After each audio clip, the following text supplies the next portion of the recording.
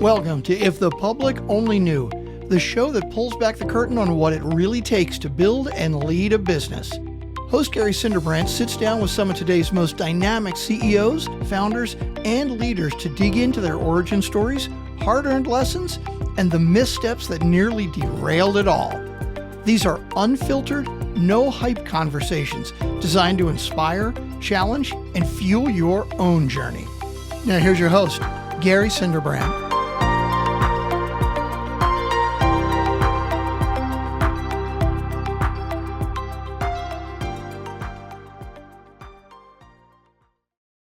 Welcome back to If the Public Only Knew. I'm your host, Gary Cinderbrandt.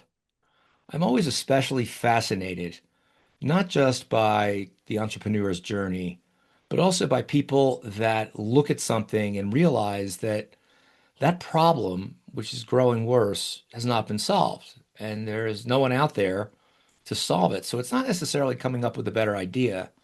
It's coming up with a completely new category of business and recognizing that there's probably an opportunity in that business that people have yet to exploit. So what you look for as an entrepreneur or founder is you look for first mover advantage, you look for creating a moat, and you look for moving very, very quickly to try and seize as much market as possible. All these things sound fairly complicated, and I would venture to say most of them aren't taught in school. Our guest today, Rob Cromer, CEO of a company called Aisle 3, I think meets all those categories, especially kind of stepping off the ledge and doing something that he noticed as a problem 20 years after graduating from the University of Miami. Rob, welcome to the show. Gary, it's great to be here. I really appreciate you having me on. Take me back. U of M, great school in all respects. Always beat my alma mater as the number one party school. I went to Boulder. You guys always beat us. My wife went to Boulder. There you go. It's got a place in my heart. Perfect. So you get out of U of M. What was your degree in, and what did you do the day after graduation? Where did you think you were going to go? I graduated in a degree of political science, which is basically a degree in debate. Really enjoyed looking at different perspectives, and I think politics is as close to pure different perspectives as you can get. And I applied to go to law school, got into law school, was going to go to University of Miami Law. And my best friend from high school was living in New York at the time. And he's also named Rob Prentice. And he's actually a co-founder in Aisle 3 with me. So been around the block with him a few times. But he called me up and asked why. Why are you going to law school? And I didn't have a good answer. He reminded me that I'm not very inclined to read big books. And pointed out that that was the next several years of my life. And he challenged me to move to New York for a year, for law school, and see what I thought.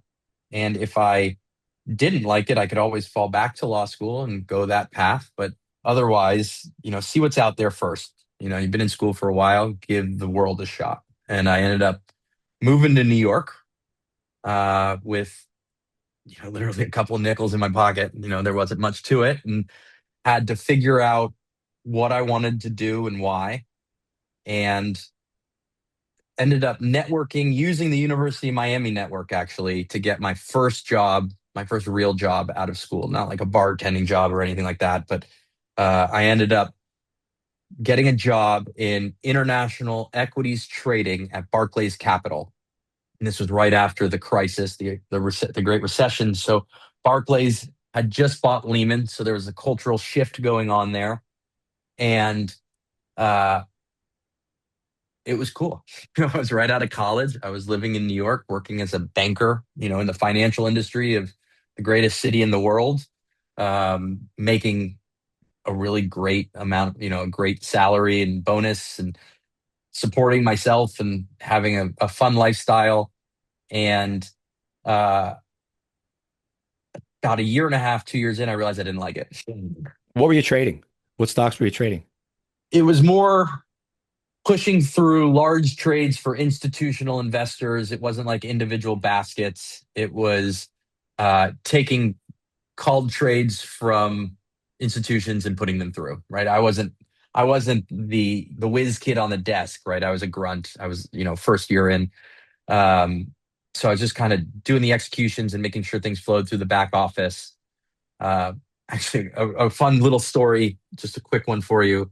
So first week on the desk, the, all these guys come together and they play something called credit card roulette for lunch. Oh yeah. And they bought steak sandwiches from, I can't remember today, maybe like Capital Grill or something like that. I don't remember exactly what restaurant it was. And you got like 25 people that all put their credit card in, and the loser, the card that gets pulled out, has to buy the sandwich. So the first week on the job, I'm like, they're like, Rob, come on over. You got to play the game. And I'm like, 1 in 25 odds. I'm like, it's pretty good here. And of course, they pull my card, and my card wouldn't even, it couldn't even handle that amount of money. And I remember I had to call my dad and explain to him how I wasn't being reckless. I was just trying to be one of the Be one of the guys. guys. You know, first weekend can't say no, and I needed him to float me a little bit of money to cover that bill.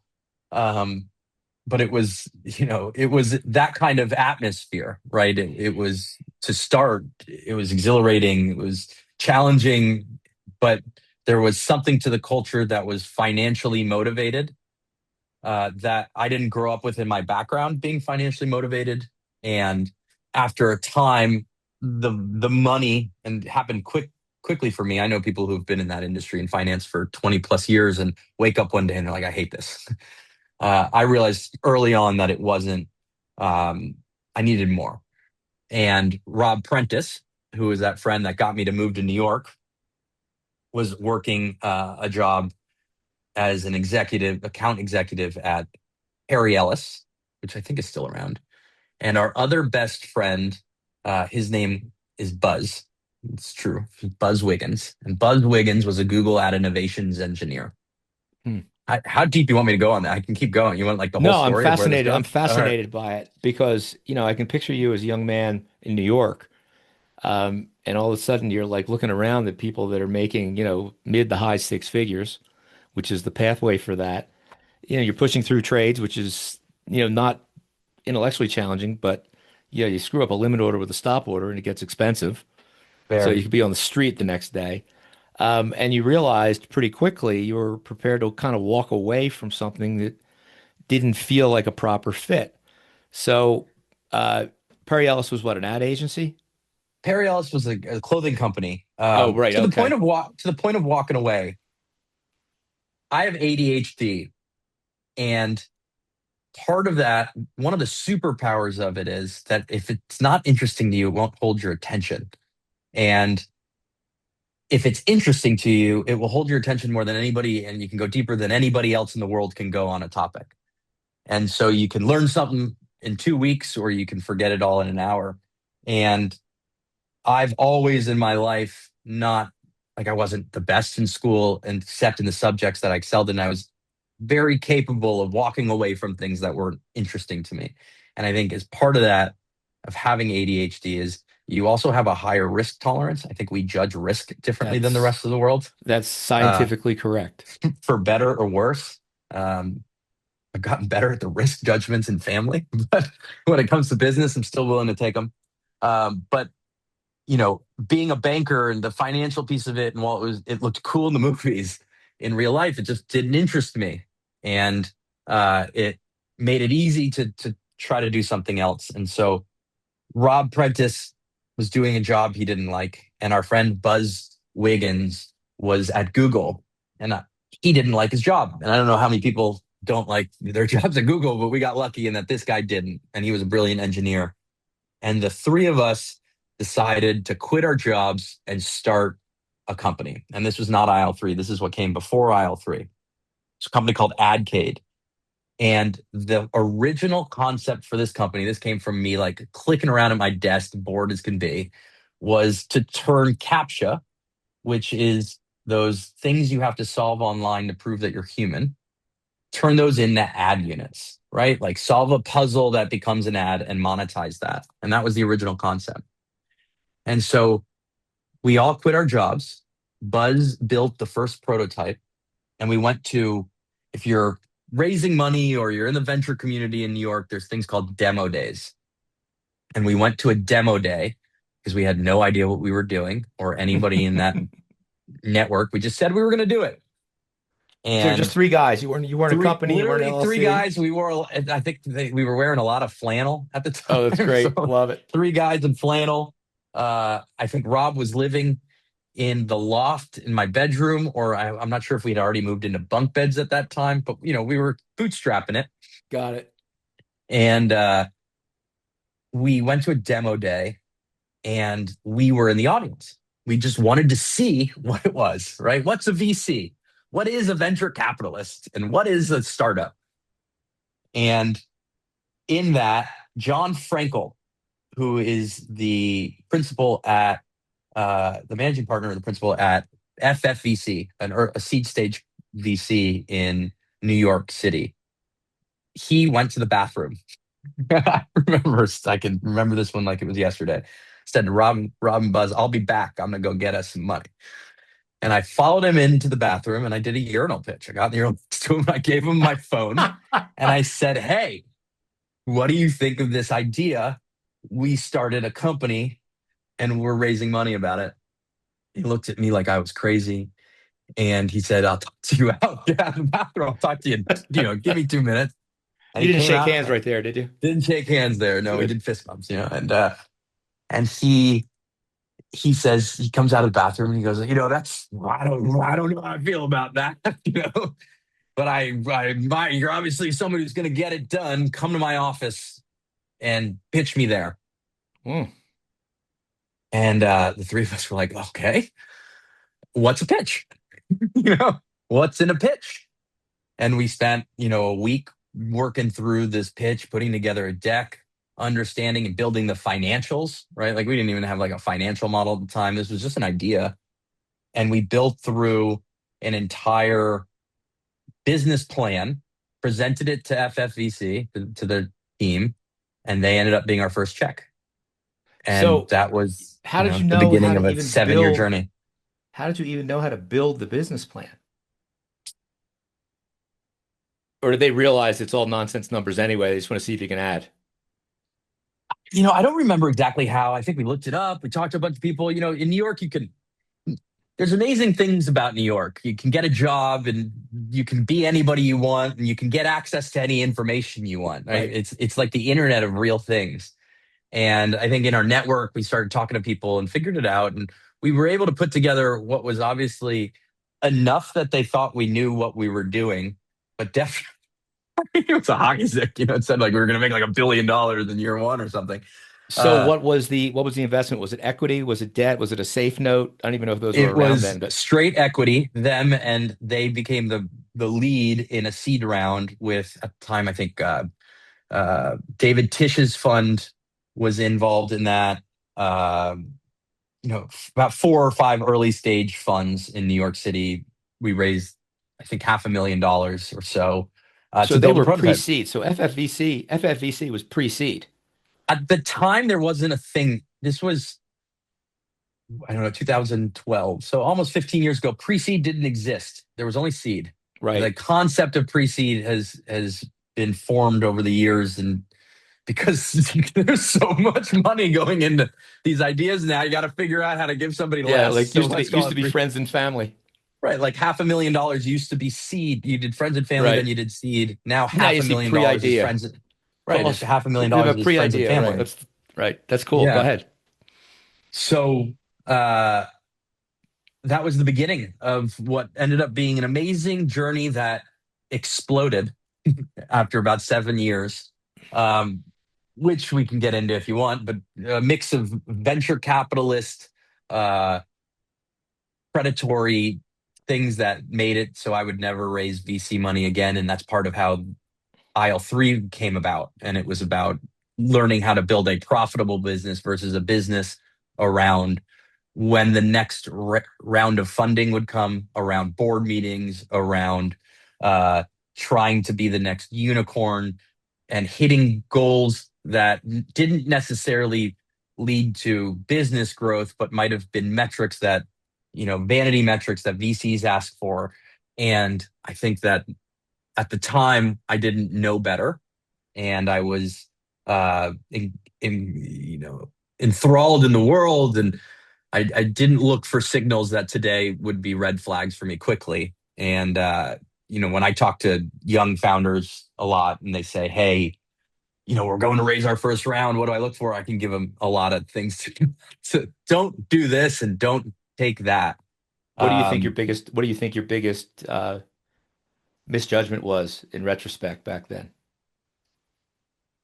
I think it was in a raising our Series A. Everything was great until we raised our Series A and we brought in a VC that had alternative thoughts to us, ulterior motive, and what's the word for it? But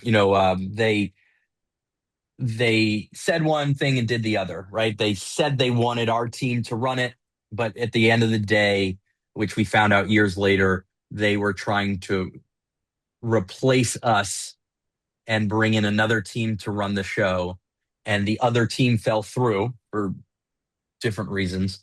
One of them being that person went to jail. So it gives you an idea of their network. But they wanted another team to take over. When that team couldn't take over, they abandoned the product and like the company, while telling us that they were supporting it, which, whispering in your ear, we're gonna lead your bee, when at the end of the day they didn't want anything to do with us and they were just happy for it to be a zero and go away. So I think that I should have known in what they pushed from terms they wanted in the deal, like independent board members that needed to come on, that we had to close for their money to come with it, which felt like at the time, hey, these are just really experienced operators. But I didn't realize that they wanted those operators to take the company.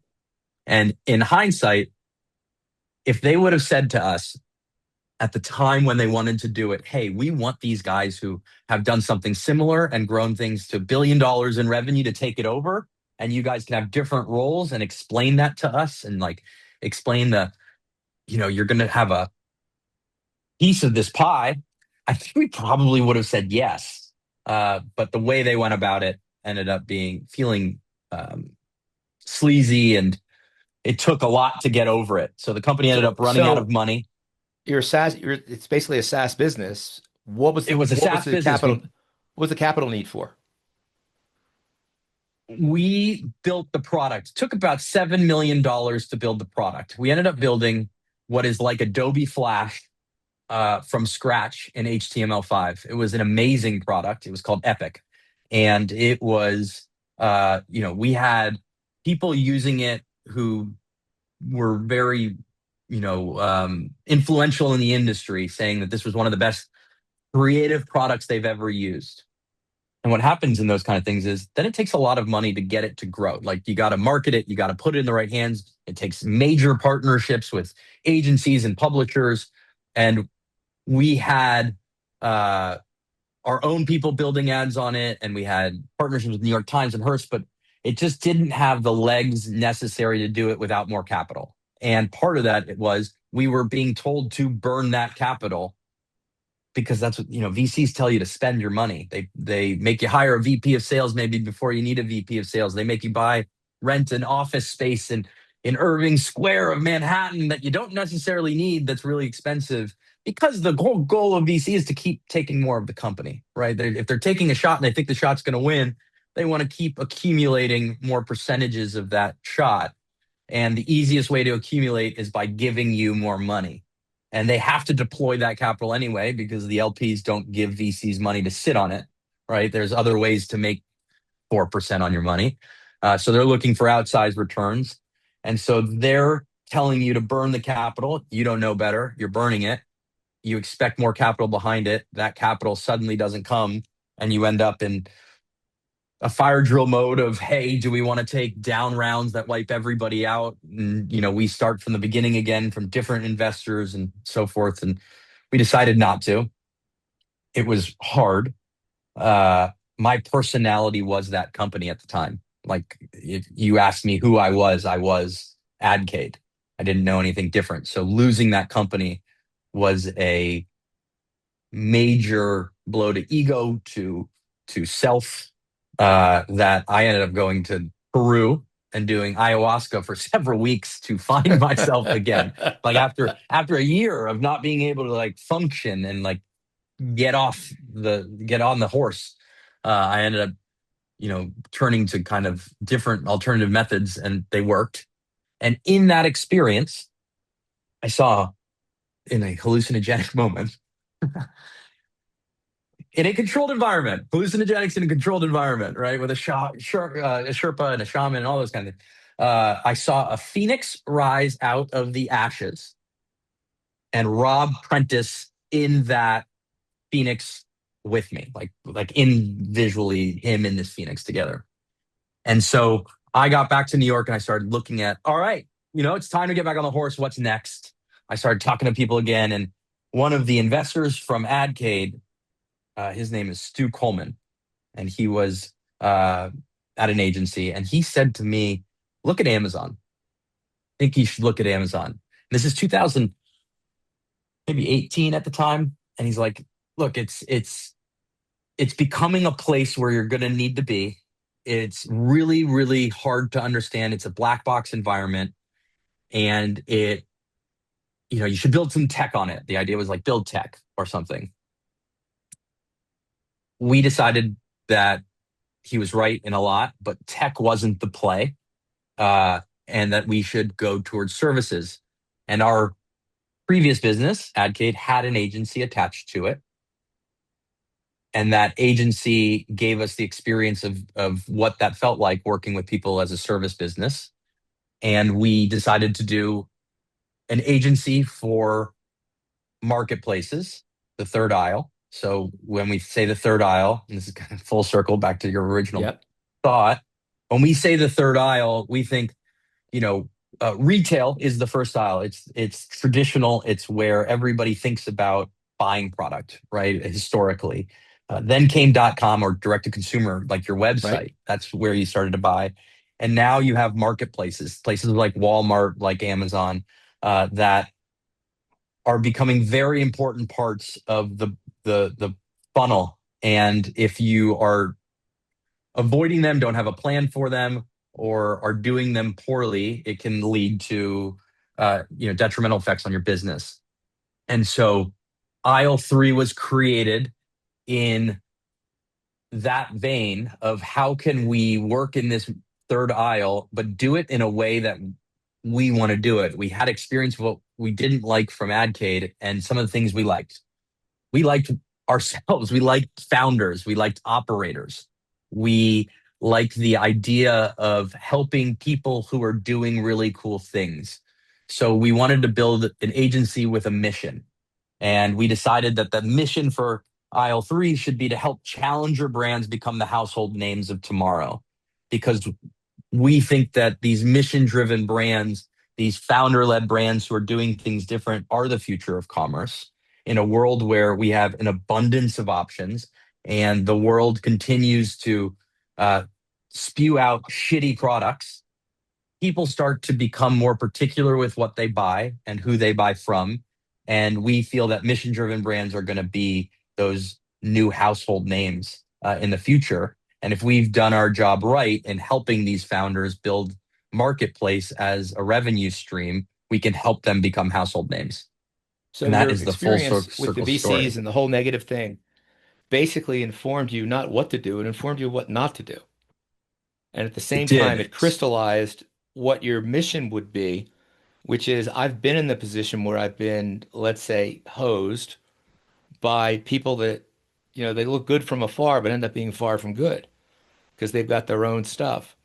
So what's fascinating to me, Rob, is that you absolutely have a deep empathetic understanding of the founder's journey, of the fear that takes place, of the trepidation, of the desperation that's there sometimes. And I think that what you did, which I think is laudable, and it might have been during one of the ayahuasca journeys, is you took the time to look at things you really didn't know you were ready to look at. Because sometimes the answers find us. And I think that whole imagery speaks volumes that your purpose here was not to go out and accumulate a bunch of money. Been there, did that. You left. had a great creative idea, got screwed, and then realized, wait a second, there's lots of people with great creative ideas. How about an idea where I'm going to go out and promote and protect them? And that seems to be the That's a good journey way or the of putting mission it. that Aisle That's Three's a on. good that's a great way of putting it. Good for you, Uh, dude. I love that. I think that's awesome. Thanks, man. I mean, Yeah, the world, as you said, the world generally sucks. And when I meet people that want to leave it better than they found it, I mean, phew, well, it props. when we this you can't it's unusual to find a 23-year-old who can think that way. Like, no, I don't bash them or there's nothing negative to it. It's just you haven't had the experience. And I at 23, I couldn't understand the experience. If somebody like me told me at 23 what I know now, I'd say, hey, screw you, guy. Like, I'll figure it out. I think that the key to life is taking those experiences and pivoting on them, right? If you're the same person at 40 as you were at 20, that's not a good thing, right? When people say that, they figured it out and there's nothing left to search for, that's like nothing to be proud of, right? We're only here once. And I No, think that's like people, your next move is in the dirt because why right, would you like want to be here? I hope that I'm a totally different person 20 years from now. And like now I have kids and a family and it's my identity isn't in my business. My business is great. And hopefully if we've done the things correctly at aisle three, we've created a positive impact on our team, on the people we work with, on the industry. But at the end of the day, I'm here for my family, my children, and my close community. And if I have the ability to help somebody make a better decision based off of some of those learnings, great. But at the end, I'm learning for myself, hopefully, if I'm doing it correctly. What I also admire is you recognize you're not yet there. There's so much more to learn. As I get older, and I'm a bit older than you, I'm increasingly comfortable with what I don't know. But I'm equally excited to go figure it out. The uh, program you built and when your initial startup, you think about that today, and it's probably you and your two partners sitting down doing vibe coding with Claude or Gemini or one of these things, and you get a working model 20 minutes later, and you go, "All right, we just saved $7 million." That's Um, true. It's true. It's a lot easier to get to the initial prototype stage and potentially even build the backbone of a business around them. It's so interesting. And, we could go on for hours. I know we have time today, but looking at what is coming out and what's real, what's not AI. And we do a lot of evaluation of tools and different things that can automate or not in our business. And we still go back to the people. I think we've made a commitment that AI is not going to be the thing that like replaces our team. We're never looking for those solutions. So even if it might be a shortcut, we're willing to take the longer way around to get to the right end result. no, you're absolutely correct. I'll give you a really vivid example of that. My Please. background's in wealth management with, big companies like Merrill Lynch and UBS, and their Thus the entire detailed questions around the trading. oh, there you go. Yeah. Been there. Their entire entree into AI is all back end. It's all after you have a client and how do we process that client efficiently? How do we do this? None of it is around utilizing AI to actually try and develop wisdom around this client's behavior versus the wisdom of the advisor. And the biggest problem is not processing documentation. The biggest problem in that world is how do you take somebody that has little experience managing money and even less experience talking to investors? How do you figure out who that person is and how he gets an initial meeting with someone that might be somewhat like them? There's zero. So that was a problem I looked at for 35 years, both Interesting. as an advisor and as a coach and trainer. So one day I started screwing around with vibe coding, and fascinatingly, I'm about to launch this thing, and I've got proposals out to the big guys, and it has nothing to do with back end where everybody's going. It has to do with hunting for psychological alignment, then using the AI tools to filter by profession and then deep web search, run some algorithmic alignment scores using Carl Jung, who I've always been a fan of for my archetypical background. And people are Oh, cool. losing their minds when they see it. It's like, when do we get it? When do we get It's it? but you Not couldn't have quite there so yet. the tools are there to get you to the point to launch quickly, but you couldn't have done it without 35 years of experience. You would have been No, building a tool. You would you have are been building the back exactly, end tools, looking for the. you hit it right on the head. And the people that I'm in competition with who claim to be able to do it, all they're doing is aggregating data and vomiting on a screen. I'm figuring out who you are. I'm figuring out who your market is. Then I'm not only identifying how to approach, I'm writing the outreach letters. I've got AI doing that. And That's I've got cool. it against the backdrop of psychological alignment, but 35 years experience plus teaching. And there's all sorts of things we can do with it. So 132 patent claims, the whole nine yards. But I am so in line with how you look at this because what you did was you identified a problem, just like Steve Jobs, then build the tech the consumer needs to solve it, which is why I think everybody gets tech wrong. Look how cool my tech is. You're like, okay, so you have great tech in search of a problem. Even in your first company, you did that. Yeah, I think a lot of that is intuition. Some of the best founders have high EQ, no IQ. I would put myself in the middle of that. I have, some IQ, probably high EQ. But there's when you're young and you're starting these companies, a lot of it's luck falling into it. In today's world, it's probably easier to get more knowledge in terms of trying to understand the market you're going into and things like that. But uh, I totally agree that if you're not looking at a problem solution environment, you're looking at it the wrong way. So we have all sorts of audience members. In fact, I rarely look at my stats. They're actually growing, so I must be doing something right. Um, because I'm so fascinated with the journey of entrepreneurs and people that iterate their way through. Starting out at Merrill Lynch in my early 20s, you have zero. You get a desk and a phone and a small salary. And if you don't figure out how to do it, you're just not there. So 8 out of 10 people fail in their first 10 years, and 60% of what's left is just kind of meh.